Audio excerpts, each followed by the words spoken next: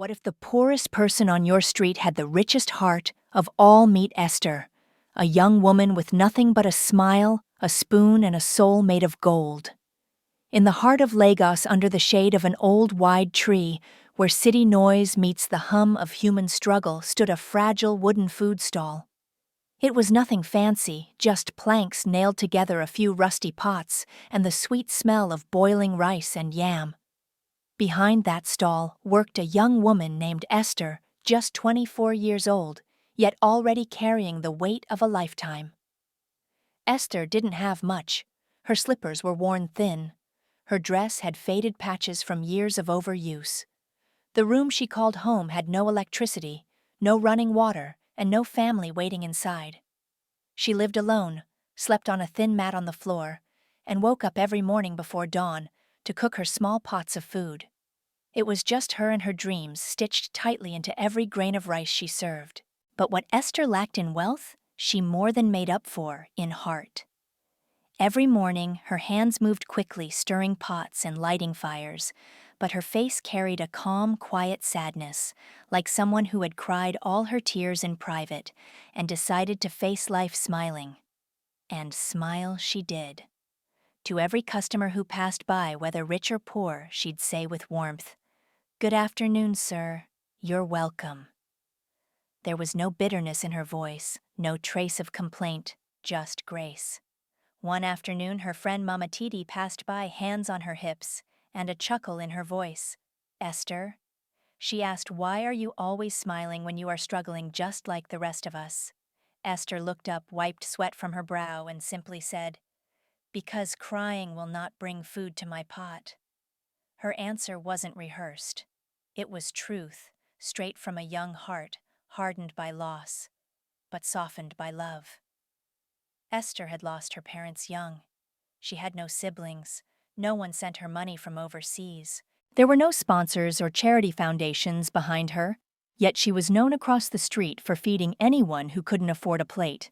If a little boy came by barefoot and hungry, she gave him beans and water. If an old man passed with empty hands, she served him rice and told him, "Eat well, Papa." People wondered, why does she give when she has so little? But Esther never asked that question. Her heart didn't count coins. It counted blessings, especially the kind you can only feel when someone else smiles because of you. Behind every plate she served was a story. Behind every smile she gave was a silent struggle. But Esther never let her pain become poison. She chose joy not because her life was easy, but because she believed that kindness was her richest currency. What no one knew, however, was that her life was about to change. All those days of giving from her emptiness, all those moments of kindness with no expectation, it was all being watched. Not by the people who laughed, not by those who pitied her, but by someone who saw her heart. And one ordinary afternoon, after serving jollof rice to two schoolboys, Esther would look up and see a man who would change everything. A man who wasn't who he seemed. A man who had been watching, waiting, and wondering, could true kindness still exist in a world like this? But before we get there, remember this. Sometimes the most beautiful stories begin in the most broken places. And Esther's story, it was only just beginning. What would you do if everyone laughed at a man, but something deep inside told you to treat him like royalty? Esther didn't see a beggar in a wheelchair. She saw a soul in need, and that changed everything. Every afternoon, just as the sun poured fire over the dusty streets of Lagos, something unusual happened at Esther's little food stall. From the corner where two roads met, came a sound: creak, creak, creak, the slow, painful rhythm of a rusted wheelchair being pushed by tired hands. The man in that chair was known to many as that dirty beggar, someone people avoided like a bad smell or an unwanted memory. But to Esther, he was simply Papa J. He wasn't like other beggars. He didn't shout for help. He didn't stretch out his hand. He didn't plead with passers-by for coins or leftovers. He just sat quietly. His eyes lowered, his legs wrapped in soiled bandages, his clothes torn and stiff with dust. Children mocked him. Adults whispered cruel things.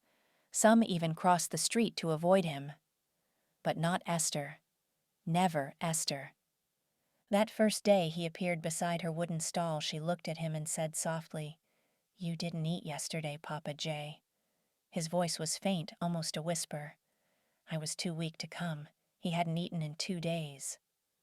Esther glanced at her table. Only one plate of beans and yam remained, the very plate she had saved for herself after a long morning of cooking. She paused just for a second, then lifted it gently and placed it in front of him. "Here, eat," she said without hesitation. Papa J looked at her with eyes full of disbelief. "You're giving me your last plate again?" he asked, his voice trembling. "I can always cook again when I get home," she answered with a warm smile.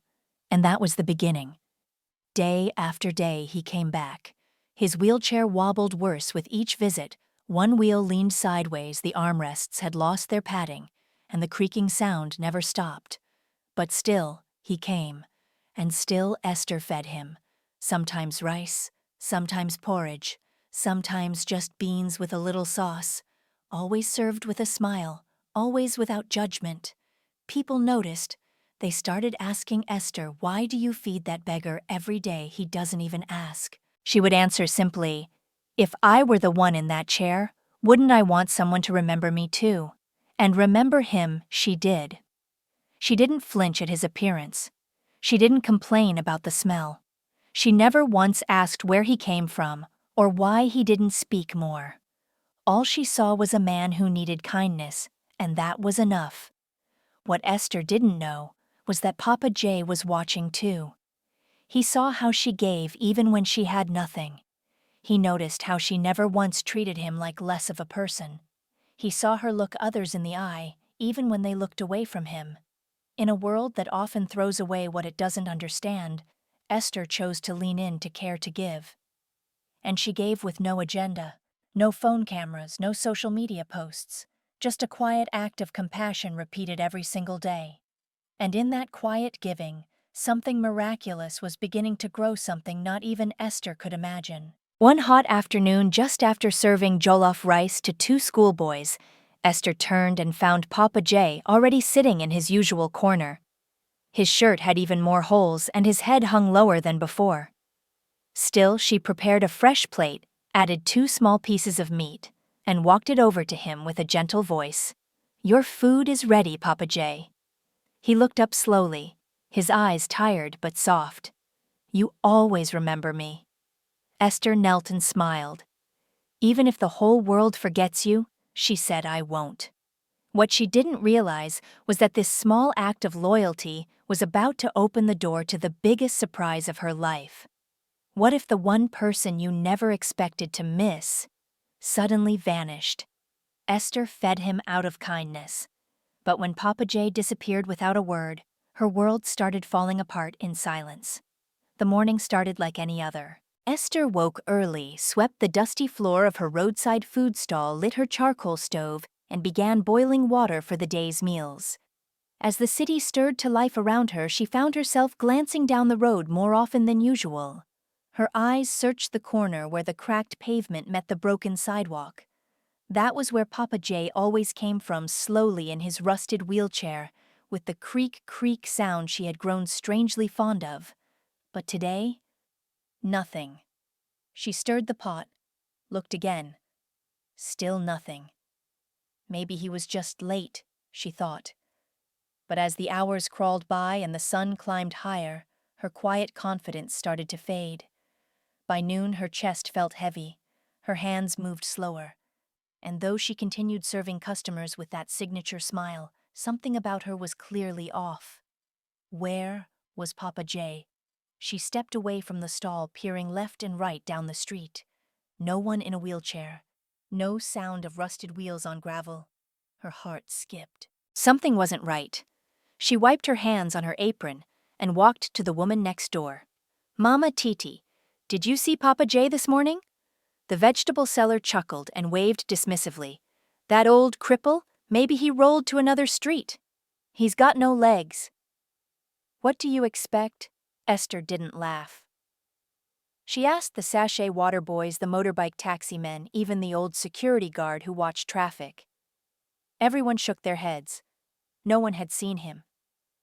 By evening, she sat beside her food pot, staring at the empty spot where his wheelchair usually sat.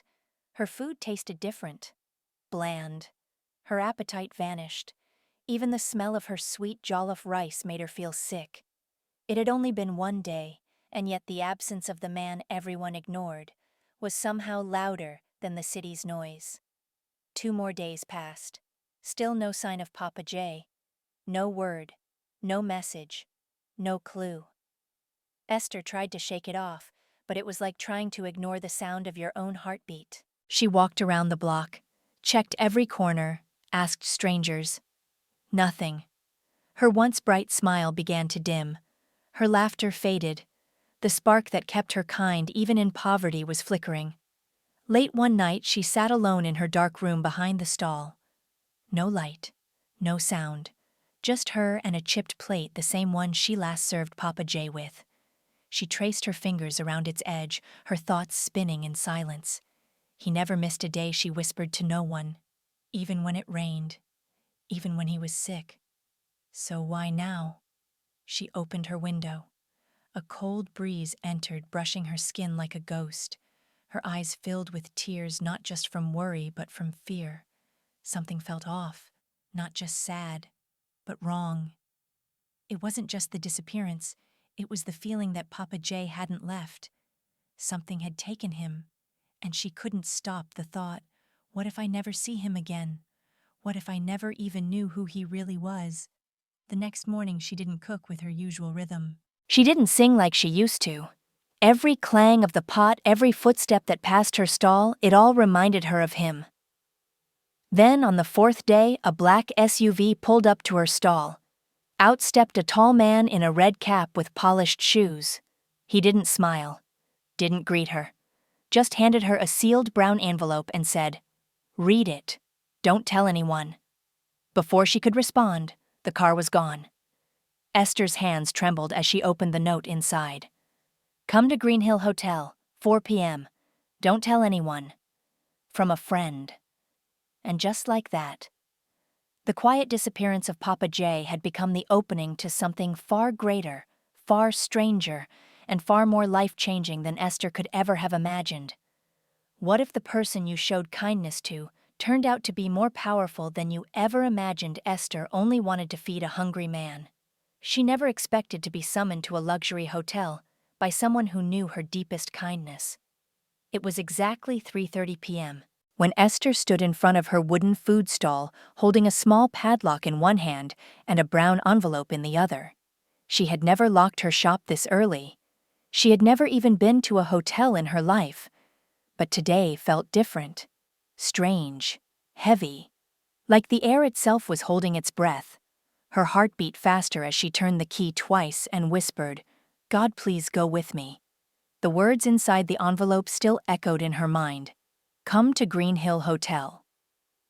4 p.m. Don't tell anyone." From a friend. She didn't know who this friend was, but something inside her, some deep instinct, told her this was connected to Papa J. To his silence. To his vanishing. Esther flagged down a tricycle and gave the driver the hotel's name. As the vehicle bumped along the busy Lagos streets, she sat with the envelope clutched tightly to her chest. Her eyes stared out the window, but her mind was spinning. What is waiting for me there? Who sent that note? When they arrived, Esther looked up and froze. Green Hill Hotel wasn't just any building. It was tall, grand, and shiny with glass windows that reflected the clouds. The entrance had golden handles, spotless marble steps, and men in black suits guarding the door. She hesitated. Her feet felt heavy. I don't belong here, she thought. But the guard stepped forward. Good afternoon, madam. Who are you here to see? She stammered. I got this letter, and handed him the paper. He read it, smiled slightly, and said, Ah, Esther, you are expected. Please come in. Before she could process what he meant, a man in a black suit appeared and gestured for her to follow. They walked down a long, quiet hallway. The air smelled of expensive perfume and freshly cleaned carpets. The sounds of the city faded behind her. She felt like she had stepped into another world. The man stopped at a tall wooden door and said softly, "Someone is waiting inside." Esther's heart thudded loudly. She reached for the handle, took one deep breath, and opened the door. Her eyes widened. Her knees nearly buckled. There, in the middle of the room, sitting in a polished modern wheelchair, was Papa J. But he was not the man she remembered. His hair was neatly cut. His face was fresh, clean, glowing. He wore a crisp white shirt with gold buttons. A shiny wristwatch sparkled on his arm. The wheelchair was no longer broken, it was elegant, powerful, and most of all, he didn't look weak. He looked in control. Papa J. Esther whispered, her voice barely audible. He smiled gently. "Yes, Esther. Come in." She walked slowly, her eyes locked on his face, her heart racing. "Is it really you?" He nodded. "It is. But my name is not Papa J. My real name is Chief George." She blinked in disbelief.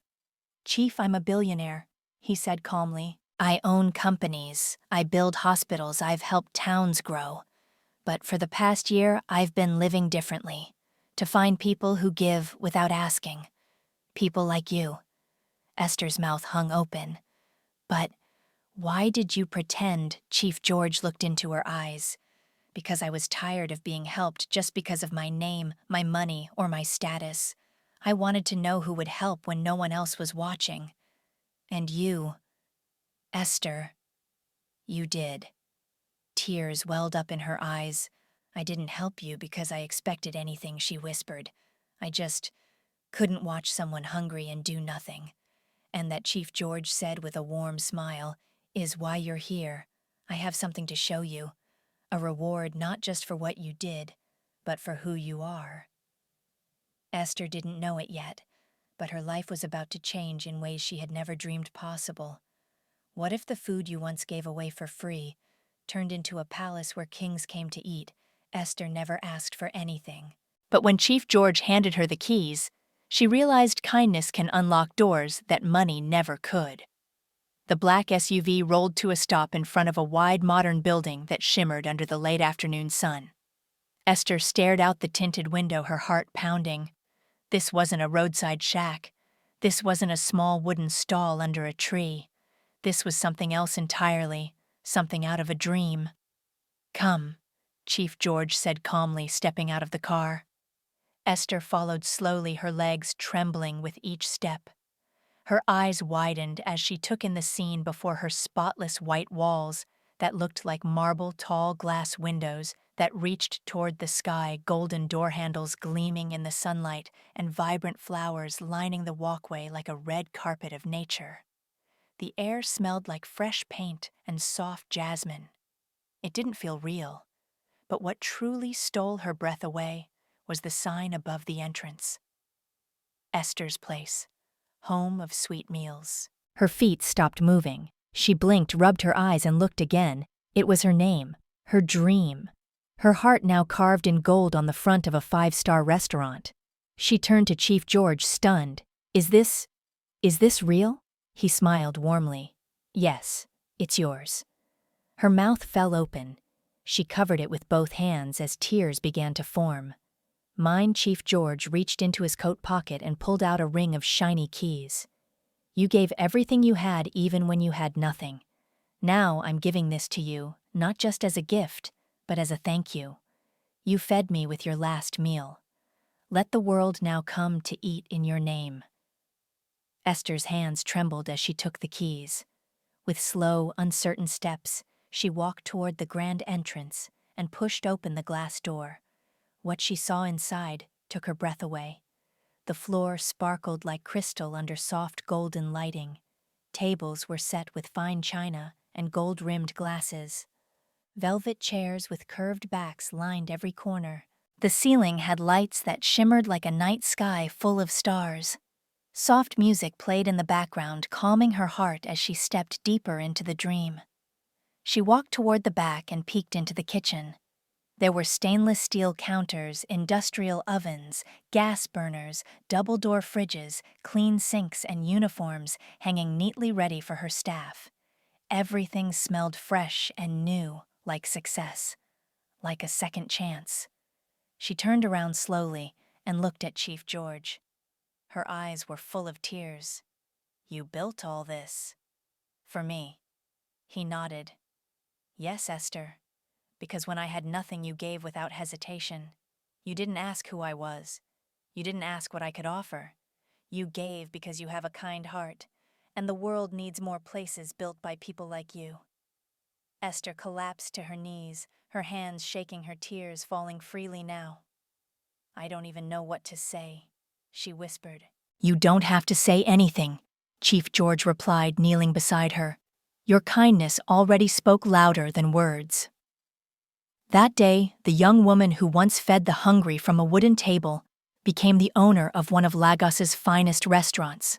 She didn't cook any more. Trained chefs in white coats did that now. She didn't carry pots or white benches. Uniformed waiters served the meals.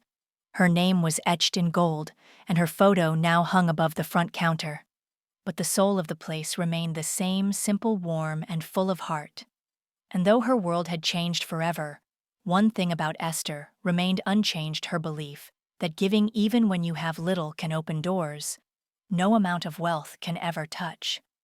What do you do when kindness changes your life? If you're Esther, you don't just celebrate it. You pass it on one meal at a time. Esther had it all now. A restaurant that looked like a palace, an office with her name on the glass door, a staff that called her madam with respect. She no longer woke up at dawn to chop onions or cook on a charcoal stove. Her days of patchy clothes and worn-out slippers were long behind her. But deep inside, Esther was still the same girl who once gave her last plate of food to a man in a broken wheelchair. And that's why, even in her newfound comfort, she couldn't forget. She couldn't forget the empty eyes of children under the bridge. The old men sitting on sidewalks ignored and unseen. The single mothers at the market feeding 3 mouths with 1 spoonful of rice. Every time she closed her eyes, she remembered where she came from, and more importantly, who she used to feed when no one else cared. So one morning she made a decision. Not for money, not for fame, but for the same reason she once fed a silent stranger, because her heart told her to. She called a meeting with her staff and unveiled her new mission, Esther's Food Love, a mobile kitchen on wheels that would feed the hungry across the city. Within weeks, a bright white food truck rolled out of the restaurant's side gate. On its side, in bold red letters, were the words, "Esther's Food Love, feeding the forgotten." Every week, the truck visited different corners of Lagos, under the bridges, near bus stops, behind markets, beside broken buildings. The same places Esther once passed by without a second glance now became sacred ground. People began to recognize the truck. They lined up with plastic bowls, hungry bellies, and hopeful eyes. Some were barefoot children with dust-streaked faces. Some were elderly men with shaky hands and tattered clothes. Some were women carrying babies wrapped in faded cloth.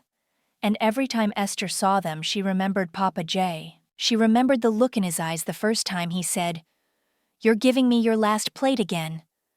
Now she gave with abundance.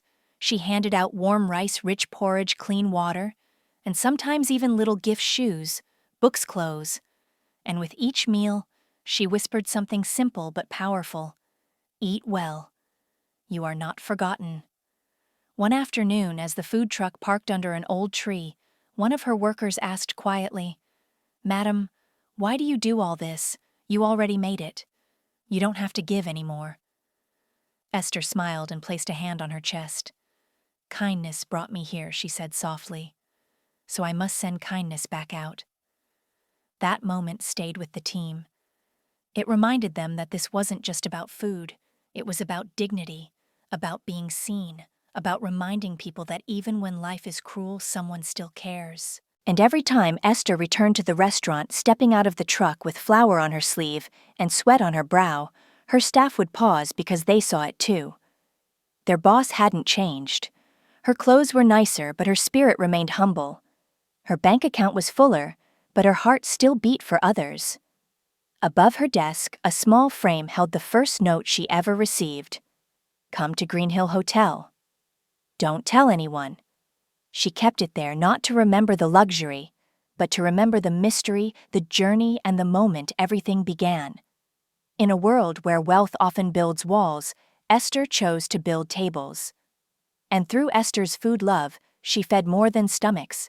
She fed souls with hope.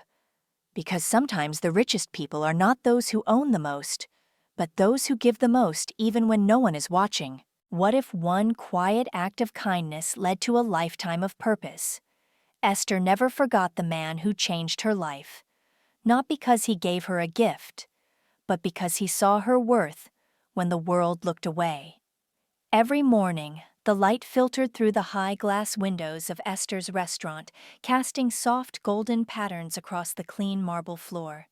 From her office upstairs, Esther often stood by the window, looking down at the tables below, full of people, full of life, full of laughter. Business was good. Her name was now known across the city. Her picture appeared in newspapers.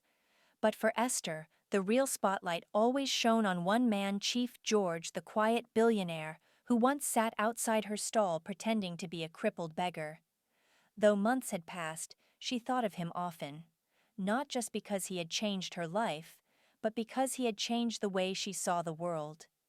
To everyone else, he was a mystery, a rich man who tested strangers. But to Esther, he was the man who reminded her that kindness never goes unseen, that giving even when no one claps is still the highest form of wealth. Every morning before checking the kitchen or reviewing the day's bookings, she paused by a photo frame on her wall. Inside was a picture of her and Chief George taken the day he handed her the keys to Esther's place. Next to it, a handwritten quote in gold letters. "True kindness is silent, but its echo can fill the world." Esther carried that echo everywhere. Sometimes she would close her eyes and remember the creaking sound of Papa Jay's wheelchair on the gravel, the way people laughed at him, the way he never begged with his mouth but always spoke volumes through his silence, and the moment he looked at her and said, "You always remember me." Those words still made her eyes mist over. She never told many people the full story. The world saw a successful woman with a luxury restaurant and a citywide charity. What they didn't see was the past, how she once cried into her food, how she gave away her last plate, not because she had more at home, but because it was all she had. And they didn't see how much Chief George's gesture meant. He didn't just give her a restaurant. He gave her recognition. He saw her when she had no one. He gave her a chance not because of her beauty, not because of a resume, but because of her heart. One quiet Sunday, she visited his grave. Yes, Chief George had passed not long after her restaurant opened. He had told no one he was ill. Just as he had lived in disguise, he left the world without fanfare. Only a few people were at his funeral.